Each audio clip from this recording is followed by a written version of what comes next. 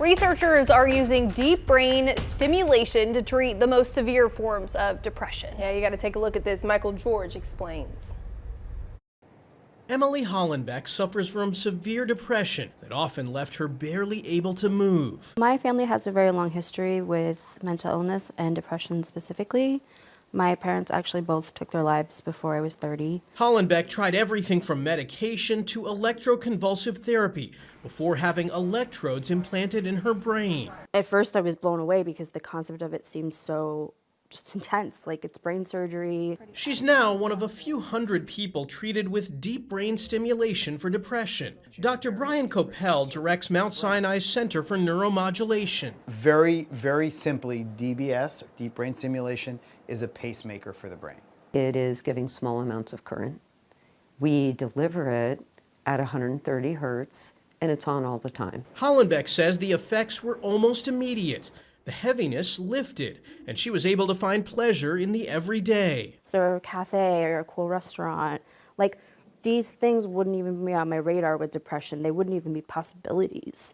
She regularly sends brain data to researchers, logging onto a tablet and placing a remote above the pacemaker-type device in her chest. Layers of data going from self-report, scales, to how you look, how you sound, how you move. Hollenbeck still takes medication for depression and needs ongoing care, but she's convinced of this. If I hadn't had DBS, I'm pretty sure I would not be alive today. Researchers hope DBS will soon be approved for millions of Americans with treatment-resistant depression.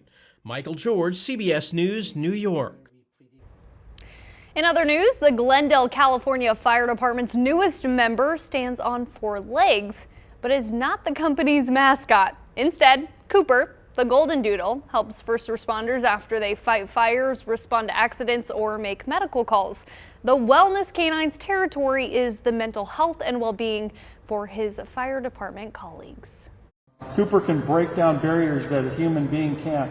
We want to make sure everyone in our department is completely mentally whole at the end of every shift, and Cooper does a great job at making sure that we have that when we have critical incidents.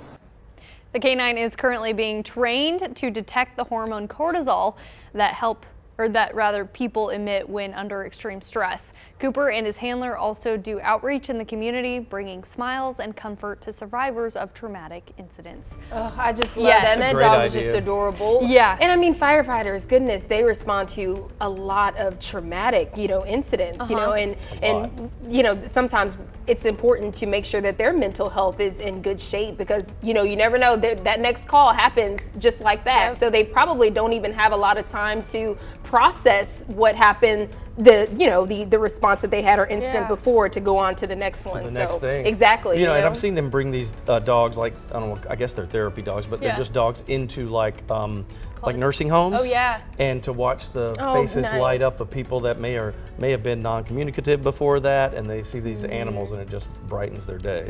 I'm about to call Deputy Fire Chief Dwayne Church and ask why we don't have these. We're gonna get you one. Yeah, and then be like, can you keep swinging by here? Like, please. We'd like a couple. Cute little dog. Yeah. What kind of dog was that again? It's like a golden doodle. Golden doodle. It's like a big version I've never of my seen dog. a white one. I've always seen like a golden one or a brown one. Yeah. That one was adorable. I know. Cute, very cute.